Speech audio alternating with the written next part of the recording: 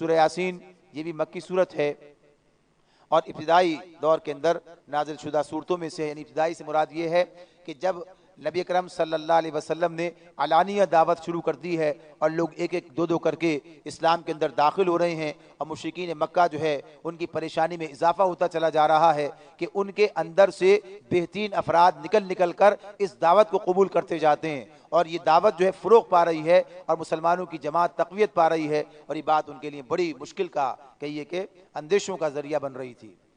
فرمایا اللہ کے نام سے جو بے انتہا مہربان اور رحم فرمانے والا ہے، یاسین قسم ہے قرآن حکیم کی، تم یقیناً رسولوں میں سے ہو، سیدھے راستے پر ہو، اور یہ قرآن غالب اور رحیم ہستی کا نازل کردہ ہے تاکہ تم خبردار کرو ایک ایسی قوم کو جس کے باپ دادا خبردار نہ کیے گئے تھے اور اس وجہ سے وہ غفلت میں پڑے ہوئے تھے۔ ان میں سے اکثر لوگ فیصلہ عذاب کے مستحق ہو چکے ہیں، اس لیے وہ ایمان نہیں لاتے۔ ہم نے ان کی گردنوں میں طوق ڈال دیے ہیں جن سے وہ ٹھوڑیوں تک جکڑے کھڑے ہیں، اس لیے وہ سر اٹھائے کھڑے ہیں۔ ہم نے ایک دیوار ان کے آگے کھڑی کر دی ہے اور ایک دیوار ان کے پیچھے، ہم نے انہیں ڈھانک دیا ہے، انہیں اب کچھ نہیں سوچتا۔ یعنی آگے اور پیچھے دیوار سے مراد کیا ہے؟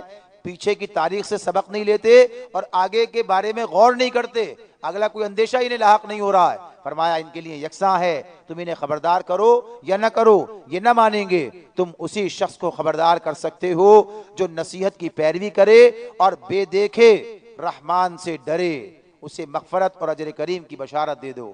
یعنی یہاں پھر وہی بات دہرائی گئی، خشیت الہی ہوگی تو پھر انسان اس طرف راغب ہوگا، اور جب خشیت الہی نہیں ہوگی، اللہ کا خوف نہیں ہوگا، تو پھر آدمی اس طرف نہیں آئے گا۔ فرمایا ہم یقیناً ایک روز مردوں کو زندہ کرنے والے ہیں، جو کچھ افعال انہوں نے کیے ہیں وہ سب ہم لکھتے جا رہے ہیں، اور جو کچھ آثار انہوں نے پیچھے چھوڑے ہیں وہ بھی ہم ثبت کر رہے ہیں، ہر چیز کو ہم نے ایک کھلی کتاب میں درج کر رکھا ہے۔ انہیں مثال کے طور پر اس بستی والوں کا قصہ سناؤ جبکہ ان میں اس کے رسول آئے تھے، ہم نے ان کی طرف 2 رسول بھیجے اور انہوں نے دونوں کو جھٹلا دیا، پھر ہم نے تیسرا مدد کے لیے بھیجا اور ان سب نے کہا ہم تمہاری طرف رسول کی حیثیت سے بھیجے گئے ہیں۔ بستی والوں نے کہا تم کچھ نہیں ہو مگر ہم جیسے چند انسان، اور رحمان نے ہرگز کوئی چیز نازل نہیں کی ہے، تم محض جھوٹ بولتے ہو۔ رسولوں نے کہا ہمارا رب جانتا ہے کہ ہم ضرور تمہاری طرف رسول بنا کر بھیجے گئے ہیں، اور ہم پر صاف صاف پیغام پہنچا دینے کے سوا کوئی ذمہ داری نہیں ہے۔ بستی والے کہنے لگے ہم تو تمہیں اپنے لیے فعال بد سمجھتے ہیں، اگر تم باز نہ آئے تو ہم تم کو سنسار کر دیں گے اور ہم سے تم بڑی دردناک سزا پاؤ گے۔ رسولوں نے جواب دیا تمہاری فعال بد تو تمہارے اپنے ساتھ لگی ہوئی ہے، کہ یہ باتیں تم اس لیے کرتے ہو کہ تمہیں نصیحت کی گئی، اصل بات یہ ہے کہ تم حد سے گزرے ہوئے لوگ ہو۔ اتنے میں شہر کے دور دراز گوشے سے ایک شخص دوڑتا ہوا آیا اور بولا اے میری قوم کے لوگوں، رسول کی پیروی اختیار کر لو۔ یعنی یہ سارا معاملہ خود مکے کے لوگوں پر چسپاں ہو رہا تھا کہ وہ بھی نبی اکرم صلی اللہ علیہ وسلم کی رسالت کو تسلیم کرنے سے انکار کر رہے تھے، اسی بنیاد پر کہ وہ دیکھتے تھے کہ آپ انہی کے درمیان پیدا ہوئے، انہی کے درمیان پلے بڑے، لہٰذا وہ کہتے تھے کہ تم ہم جیسے ایک انسان ہو، لہٰذا ہم کیسے تمہاری یہ بات مان لیں۔ تو اللہ تعالیٰ یہ بات بتا رہے ہیں کہ ہر دور میں اللہ نے لوگوں کے اندر ہی سے رسول اٹھائے ہیں، اور بار بار یہ بات دہرائی جا رہی ہے، بار بار یہ بات بتائی جا رہی ہے کہ اس غلط فہمی سے لوگوں کو نکالا جائے۔ اور پھر انہی کے اندر سے ایسے لوگ بھی نکل کر آتے ہیں کہ جو اس رسول کو مان لیتے ہیں اور اس کی تصدیق کرتے ہیں۔ مکے میں سے بھی ایسے لوگ نکل کے آ رہے تھے، اور یہاں بھی اللہ تعالیٰ بتا رہے ہیں کہ وہاں ان کے درمیان میں بھی ایک شخص نکل کر آیا اور اس نے لوگوں سے کہا کہ اپنے رسول کی پیروی اختیار کر لو، اور پیروی کرو ان لوگوں کی جو تم سے کوئی اجر نہیں چاہتے اور ٹھیک راستے پر ہیں۔ آخر کیوں نہ میں اس ہستی کی بندگی کروں جس نے مجھے پیدا کیا ہے اور جس کی طرف تم سب کو پلٹ کر جانا ہے؟ کیا میں اسے چھوڑ کر دوسرے معبود بنا لوں؟ حالانکہ اگر رحمان مجھے کوئی نقصان پہنچانا چاہے تو نہ ان کی شفاعت میرے کسی کام آ سکتی ہے اور نہ وہ مجھے چھڑا ہی سکتے ہیں۔ اگر میں ایسا کروں تو میں سری گمراہی میں مبتلا ہو جاؤں گا۔ میں تو تمہارے رب پر ایمان لے آیا، تم بھی میری بات مان لو۔ یعنی پیغام دینے والے نے اس طرح سے انہیں سمجھانے کی کوشش کی، مگر انہوں نے کیا کیا؟ اللہ تعالیٰ نے فرمایا آخر کار انہوں نے اسے قتل کر دیا، اور اس شخص سے کہہ دیا گیا داخل ہو جا جنت میں۔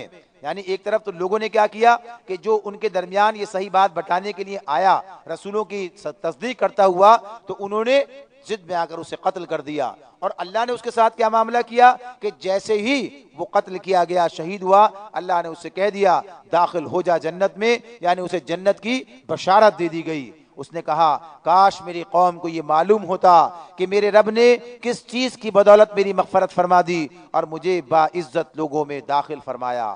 یعنی اس کے باوجود قوم نے جو سلوک اس کے ساتھ کیا، جو ظلم اس کے ساتھ کیا، اسے قتل کر دیا، اس کے باوجود قوم کے ساتھ اس کی کہیے کہ خیر خواہی کا عالم یہ ہے کہ اب بھی وہ یہ بات کہتا ہے کاش میری قوم کو یہ پتہ چل جائے کہ اللہ نے میری اس جو عمل ہے اس کو قبول کر کے میرے ساتھ کیا معاملہ کیا ہے، تاکہ قوم اسی راستے پر آ جائے، رسولوں کی بات مانے کہ اللہ تعالیٰ ان کے لیے جنت کا فیصلہ فرما دیں. اس کے بعد یعنی جس شخص کو انہوں نے قتل کر دیا تھا، اس کے بعد اس کی قوم پر ہم نے آسمان سے کوئی لشکر نہیں اتارا. ہمیں لشکر بھیجنے کی کوئی حاجت بھی نہ تھی. یعنی اللہ تعالیٰ کو کسی کو سزا دینے کے لیے اللہ تعالیٰ فرماتے ہیں ہمیں لشکر بھیجنے کی کوئی حاجت بھی نہ تھی. بس ایک دھماکہ ہوا اور یکایک وہ سب بجھ کر رہ گئے. افسوس بندوں کے حال پر. جو رسول بھی ان کے پاس آیا وہ اس کا مذاق ہی اڑاتے رہے. کیا انہوں نے دیکھا نہیں کہ ان سے پہلے کتنی ہی قوموں کو ہم ہلاک کر چکے ہیں، اور اس کے بعد وہ پھر کبھی ان کی طرف پلٹ کر نہ آئے. ان سب کو ایک روز ہمارے سامنے حاضر کیا جانا ہے. ان لوگوں کے لیے بے جان زمین ایک نشانی ہے. ہم نے اس کو زندگی بخشی اور اس سے غلہ نکالا جسے یہ کھاتے ہیں. ہم نے اس میں کھجوروں اور انگوروں کے باغ پیدا کیے اور اس کے اندر سے چشمے پھوڑ نکالے تاکہ یہ اس کے پھل کھائیں. یہ سب کچھ ان کے اپنے ہاتھوں کا پیدا کیا ہوا نہیں. پھر کیا یہ شکر ادا نہیں کرتے؟ پاک ہے وہ ذات جس نے جملہ اقسام کے جوڑے بنائے، خواہ وہ زمین کی نباتات میں سے ہوں یا خود ان کی اپنی جنس یعنی نوع انسانی میں سے، یا ان اشیاء میں سے جن کو یہ جانتے تک نہیں ہیں. یعنی کائنات میں جو چیزیں اللہ نے بنائی ہیں اس کے بارے میں بات بتائی جا رہی ہے کہ اس نے جوڑا جوڑا ان کو بنایا ہے، نباتات میں بھی، انسانوں میں سے بھی، اور دیگر اشیاء جہاں تک ابھی ہمارا علم نہیں پہنچا، ہم نہیں جانتے. لیکن تخلیق جو اللہ نے کی وہ اسی طرح کہ جوڑا. تو ایسے ہی یہاں یہ بات بتائی جا رہی ہے کہ دنیا کا جوڑ کیا ہے؟ آخرت ہے. یعنی اس کے ساتھ جو دوسرا اس کا ہے وہ کیا دنیا بھی بے جوڑ نہیں ہے، بلکہ اس کی تکمیل کہاں ہوتی ہے؟ آخرت کے ساتھ ہوتی ہے. دنیا میں آدمی جو عمل کرتا ہے اس کا حتمی نتیجہ آخرت میں سامنے آتا ہے. تو جیسے ساری چیزوں کا جوڑ ہے تو دنیا کا جوڑ آخرت ہے. یہ بات یہاں بتائی جا رہی ہے. فرمایا ان کے لیے ایک اور نشانی رات ہے. ہم اس کے اوپر سے دن ہٹا دیتے ہیں تو ان پر اندھیرا چھا جاتا ہے اور سورج وہ اپنے ٹھکانے کی طرف چلا جا رہا ہے. یہ زبردست علیم ہستی کا باندھا ہوا حساب ہے. اور چاند اس کے لیے ہم نے منزلیں مقرر کر دی ہیں، یہاں تک کہ ان سے گزرتا ہوا وہ پھر کھجور کی سوکھی شاخ کے مانند رہ جاتا ہے. نہ سورج کے بس میں یہ ہے کہ وہ چاند کو پکڑے اور نہ رات دن پر سبقت لے جا سکتی ہے. سب ایک ایک فلک میں تیر رہے ہیں. یعنی آج سے نہیں، ہزاروں لاکھوں سال یا کروڑوں سال اللہ بہتر جانتا ہے یعنی کب سے یہ نظام چل رہا ہے. اور اسی طرح چاند طلوع ہوتا ہے اور پھر اسی طرح سے وہ بدر کامل ہلال کی شکل اس میں آتا ہے اور پھر بدر کامل بنتا ہے اور پھر اس کے بعد پھر آہستہ آہستہ کم ہوتا پھر اسی کیفیت میں چلا جاتا ہے اور پھر ہر مہینے یہ عمل اللہ دہراتا ہے اور اسی سے سارے حساب لگائے جاتے ہیں اور سارا نظام انسانوں کا چل رہا ہوتا ہے. ایسے ہی یہ موسموں کا بدلنا اور دنوں اور رات کا آنا، یہ سب اسی چاند اور سورج اور اس کے سارے نظام شمسی کے ذریعے. تو یہ اللہ کا باندھا ہوا حساب ہے. اس سب سے پتہ یہ چلتا ہے کہ کوئی حکیم ہے جو اس نظام کو چلا رہا ہے. آگے فرمایا ان کے لیے یہ بھی ایک نشانی ہے کہ ہم نے ان کی نسل کو بھری ہوئی کشتی میں سوار کیا اور پھر ان کے لیے ویسی ہی کشتیاں اور پیدا کی جن پر یہ سوار ہوتے ہیں. یعنی بھری ہوئی کشتی سے مراد نوح علیہ السلام کی وہ کشتی جو پہلی مرتبہ بنائی گئی اور اس سے کشتی کا یہ فن سامنے آیا اور پھر اس سے اللہ تعالیٰ نے اس نسل کو بچایا اور آئندہ کے لیے کشتی بنانے کا ہنر لوگوں نے سیکھ لیا. فرمایا ہم چاہیں تو ان کو غرق کر دیں، کوئی ان کی فریاد سننے والا نہ ہو اور کسی طرح یہ بچائے نہ جا سکیں. بس ہماری رحمت ہی ہے جو انہیں پار لگاتی ہے. یعنی یہ سفر مکمل ہوتا ہے اللہ کی رحمت سے ہی اور ایک وقت خاص تک زندگی سے متمتع ہونے کا موقع دیتی ہے، اس سے فائدہ اٹھانے کا. ان لوگوں سے جب کہا جاتا ہے کہ بچو اس انجام سے جو تمہارے آگے آ رہا ہے اور تمہارے پیچھے گزر چکا ہے. پیچھے گزر چکا ہے، پچھلی قوموں کی جو بات ہے وہ تمہارے سامنے، اسی روش پر چلتے رہو گے تو آگے تمہارے سامنے بھی وہی انجام آ جائے گا۔ تو کہا اس سے بچنے کی کوشش کرو تاکہ تم پر رحم کیا جائے۔ تو یہ سنی انسنی کر جاتے ہیں، ان کے سامنے ان کے رب کی آیات میں سے جو آیت بھی آتی ہے یہ اس کی طرف التفات نہیں کرتے، توجہ نہیں دیتے۔ اور جب ان سے کہا جاتا ہے کہ اللہ نے جو رزق تمہیں عطا کیا ہے اس میں سے اللہ کی راہ میں بھی خرچ کرو، تو یہ لوگ جنہوں نے کفر کیا ہے ایمان لانے والوں کو جواب دیتے ہیں، کیا ہم ان کو کھلائیں جنہیں اگر اللہ چاہتا تو خود کھلا دیتا، تم تو بالکل ہی بہک گئے ہو۔ یعنی یہ بات جو کہی جاتی ہے کہ انفاق کی بات، اللہ کے راستے میں خرچ کرنے کی بات، اور اس میں پھر اللہ تعالیٰ بتاتے ہیں مسکین کو دو، مسافر کو دو، مدد کے لیے ہاتھ پھیلانے والے کو دو، غلاموں کی رہائی پہ خرچ کرو۔ غرض یہ کہ انسانوں کو دینے کی بات کہی جا رہی ہے۔ تو یہاں پر یہ ان کے ذہنوں میں یہ بات پیدا ہوتی ہے کہ اگر اللہ چاہتا تو خود ہی نے دے دیتا، ہم سے کیوں یہ بات کہی جا رہی ہے؟ جب اللہ نے خود ہی نے نہیں دیا تو پھر ہم کیوں دیں؟ حالانکہ یہ بات ان کو سمجھائی جا رہی ہے کہ اللہ بے شک تمہیں بھی اللہ ہی نے دیا اور انہیں بھی اللہ ہی دیتا، اللہ کو دینے میں نہ کمی ہے نہ رکاوٹ، لیکن اس نے یہ جو نظام بنایا ہے یہ اس لیے تاکہ تمہاری آزمائش کرے۔ تمہارے مال میں تو اللہ نے دوسروں کا حق رکھ دیا، اور تمہاری آزمائش اس صورت میں ہو رہی ہے کہ تم اللہ کے کہنے پر لوگوں کا حق اپنے مال میں سے ان کو ادا کرو۔ یہ بات ان کی سمجھ میں نہیں آ رہی ہے کہ یہ دنیا آزمائش کی جگہ ہے، بلکہ وہ سمجھتے ہیں کہ یہ مال تو اللہ نے ہمیں دیا، ہم نے کمایا ہے، ہم اس میں سے دوسروں کو کیوں دیں؟ حالانکہ یہ بات رسول انہیں بتا رہا ہے۔ ویسے تو یہ بات ایک سمجھ بات جو ہے کہی جا رہی ہے اور آدمی سوچتا ہے اس طرح سے، اللہ چاہتا تو انہیں خود کھلا دیتا، لیکن اللہ تعالیٰ ہی نے ہمیں یہ بتایا کہ یہ سب کچھ آزمائش کے لیے رکھا گیا، کہ کسی کو اللہ نے کم دیا، کسی کو زیادہ دیا، کسی کا حق کسی کے پاس رکھ دیا، تاکہ دوسروں کا حق اپنے مال میں سے دے کر کامیاب ہوا جائے آزمائش کے اندر۔ فرمایا یہ لوگ کہتے ہیں کہ یہ قیامت کی دھمکی آخر کب پوری ہوگی، بتاؤ اگر تم سچے ہو۔ دراصل یہ جس چیز کی راہ تک رہے ہیں وہ بس ایک دھماکہ ہے۔ یعنی قیامت کیا چیز ہے؟ اللہ تعالیٰ اس قیامت کے بارے میں بتا رہے ہیں کہ جب قیامت آ جائے گی تو ایسا نہیں کہ چلی آ رہی ہے، آئے گی اور آنے کے بعد تمہارے سامنے آئے گی اور کچھ وقت لگے گا اور تم اسے دیکھو گے اور دیکھ کے ہوش میں آؤ گے، ایسا کچھ نہیں ہوگا۔ اچانک آ جائے گی، انسان کو پتہ بھی نہیں چلے گا۔ اور اس کے لیے جو احادیث سامنے آتی ہیں کہ لوگ آپس میں بات کر رہے ہوں گے اور بات ختم نہیں ہوگی، کاروبار کرنے والے سودا کر رہے ہوں گے، سودا مکمل نہیں ہوگا، دودھ پلانے والی دودھ پلا رہی ہوگی اور پلا نہیں سکے گی، اور ایک شخص جو ہے اپنے جانوروں کو پانی پلانے کے لیے حوض بنائے گا لیکن پلا نہیں سکے گا، اور اچانک وہ زلزلہ اور وہ ساتھ آ جائے گی اور سب کچھ ختم ہو کر رہ جائے گا۔ تو یہ بتا دیا کہ وہ کوئی تمہیں مہلت دینے کے لیے نہیں آئے گی۔ فرمایا وہ تو بس ایک دھماکہ ہے جو یکایک انہیں اس حالت میں دھر لے گا جب یہ اتنے دنیاوی معاملات میں جھگڑ رہے ہوں گے، اور اس وقت یہ وصیت تک نہ کر سکیں گے اور نہ اپنے گھروں کو پلٹ سکیں گے۔ نبی اکرم صلی اللہ علیہ وآلہ وسلم نے فرمایا کہ اسرافیل سور کو پر منہ رکھے ہوئے، ہاتھ میں لیے ہوئے، اللہ کی طرف نظر اٹھائے ہوئے ہیں، کب حکم ہو اور وہ سور پھونکیں اور قیامت کا وہ پہلا زلزلہ، پہلا جو سور ہے وہ آ جائے، اس کے نتیجے میں سارے لوگ سہم جائیں، اور پھر دوسرا جس کے ذریعے سے سارے لوگ ہلاک ہو جائیں، اور پھر وہ پھر اللہ جتنا عرصہ چاہے انہیں اس حال میں رکھے، اور پھر اللہ کی طرف سے ایک گھرکی ہوگی اور سارے لوگ نکل کر سامنے آ جائیں گے۔ فرمایا پھر ایک سور پھونکا جائے گا اور یکایک یہ اپنے رب کے حضور پیش ہونے کے لیے اپنی قبروں سے نکل کر پڑیں گے، یعنی وہ آخری جس کے بعد لوگ دوبارہ آ جائیں گے، اور یکایک یہ اپنے رب کے حضور پیش ہونے کے لیے اپنے قبروں سے نکل پڑیں گے، گھبرا کر کہیں گے ارے یہ کس نے ہمیں ہماری خوابگاہ سے اٹھا کھڑا کیا؟ یعنی جو برزخ کا درمیانی زمانہ ہے، اب محسوس کریں گے کہ ہم اپنے بستر پر، اسپتال میں، گھر میں، جہاں بھی پڑے ہوئے تھے، بس اس کے بعد اچانک پتہ چلے گا کہ بس جیسے ہم وہاں سے اٹھ کر یہاں آ رہے ہیں۔ تو یہ بتایا جائے گا کہ نہیں، اس میں تو بہت بڑا وقت تم پر گزر گیا۔ تو کہیں گے ارے یہ کس نے ہمیں ہماری خوابگاہ سے اٹھا کھڑا کیا؟ یہ وہی چیز ہے جس کا رحمان نے وعدہ کیا تھا اور رسولوں کی بات سچی تھی۔ ایک ہی زور کی آواز ہوگی اور سب کے سب ہمارے سامنے حاضر کر دیے جائیں گے۔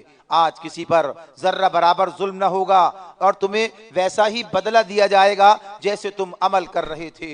آج جنتی لوگ مزے کرنے میں مشغول ہیں، وہ اور ان کی بیویاں گھنے سایوں میں ہیں، مسندوں پر تکیے لگائے بیٹھے ہیں، ہر قسم کی لذیذ چیزیں کھانے پینے کو ان کے لیے وہاں موجود ہیں، جو کچھ وہ طلب کریں ان کے لیے حاضر ہے۔ رب رحیم کی طرف سے ان کو سلام کہا گیا ہے۔ اور اے مجرموں آج تم چھٹ کر الگ ہو جاؤ. یہ تو نیک لوگوں کا انجام ہوا. مجرموں سے کیا کہا جا رہا ہے؟ اور اے مجرموں آج تم چھٹ کر الگ ہو جاؤ. آدم کے بچوں، کیا میں نے تم کو ہدایت نہ کی تھی کہ شیطان کی بندگی نہ کرنا؟